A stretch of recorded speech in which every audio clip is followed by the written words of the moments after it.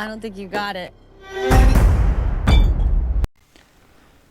Salut tout le monde, c'est Neverisque. Dans la vie, il y a 3 choses contre lesquelles vous ne pourrez rien et vous ne pourrez pas y échapper. La mort, les impôts et mon avis sur Destination Finale. Commençons, si vous le voulez bien, par une petite remise en contexte de la saga. Oui, parce que Destination Finale, c'est déjà 5 films, avant le 6e Bloodlines, et 5 films qui ont tourné en boucle sur la même recette. A fini par lasser le public, forcément. Donc cette recette, ce concept, était extrêmement simple, très efficace à la base. Un groupe de jeunes dont l'un d'eux a une prémonition d'un accident très grave qui va leur arriver. Parmi ce groupe de jeunes, un petit groupe de rescapés va réussir à s'extirper de ce désastre.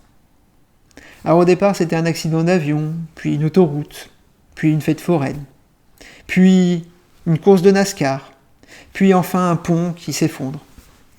Bon, vous avez compris, voilà, on a fini par voir à peu près toutes les catastrophes possibles.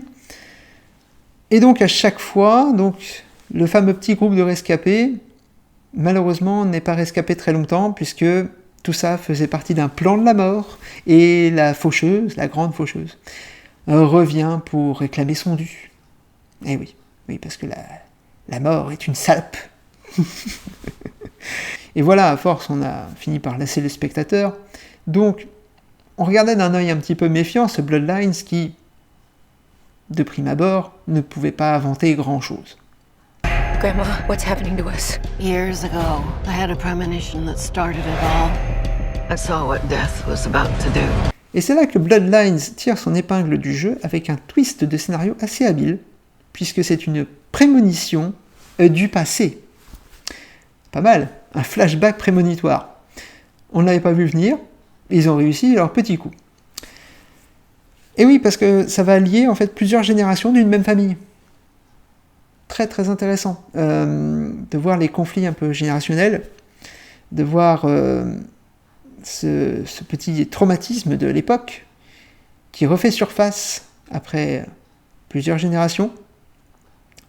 Très très intéressant, très habile. Très habile. Donc du coup, ça déjà, c'est pas mal, ça permet un peu de twister les choses. Les mises en scène des différentes morts, très astucieuses. Oui, il y avait encore de la suite dans les idées. Donc vraiment, chapeau à ce niveau-là. Petit couac, je trouve, un petit peu dérangeant pour moi. C'est-à-dire qu'on est en 2025, et j'ai l'impression d'avoir des effets gore plus cheap, moins réussis que ceux de l'époque.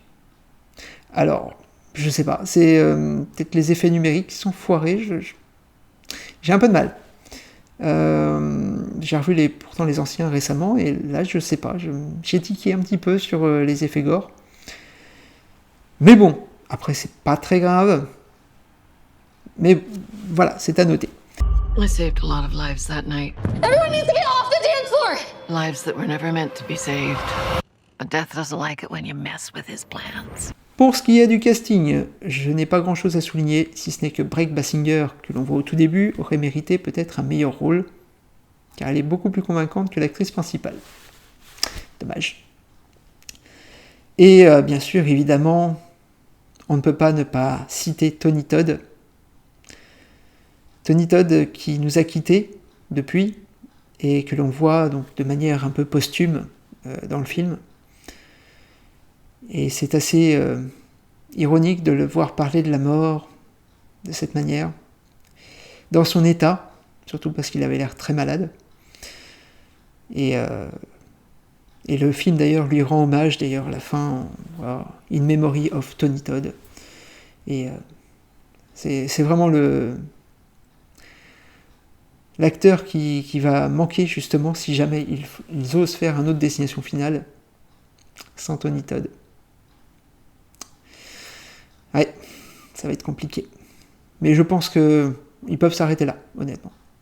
D'ailleurs, en parlant de s'arrêter là, mon avis en conclusion. Donc, ce que je pense de ce Destination Finale, c'est que c'est une suite assez inespérée, inattendu, et une belle surprise à la fin. Très belle surprise. Vraiment, je le mettrais dans le haut du panier de la saga, avec le 1 et le 2. Peut-être avec le 3. Allez, on va sauver le 3. Mais le 4 et le 5, on les oublie. Hein. Ils disparaissent, on ne veut pas les voir. Non, enfin, ils sont anecdotiques. Voilà, très clairement. Mais ce Bloodlines est extrêmement bien ficelé. Alors, effectivement, bien sûr, on aura à redire, c'est pas grandiose, c'est pas le film de l'année. Mais c'est une belle pioche. C'est une belle pioche. Et compte tenu de ce que Hollywood est capable de nous fournir comme médiocrité abyssale, de temps à autre, quand il s'agit des suites faciles de vieilles franchises, on est quand même bien au-dessus de la moyenne. Bien au-dessus. Donc très belle surprise et vraiment très satisfait d'avoir pu découvrir ce Bloodlines en salle. Voilà qui conclut donc cette vidéo sur Bloodlines. Sur ce, n'oubliez pas de vous abonner, de liker si vous avez aimé la vidéo. Et nous on se retrouve très bientôt pour une nouvelle vidéo. Allez, ciao! Maybe Death's not actually coming for our family. Because that would be crazy. Good luck.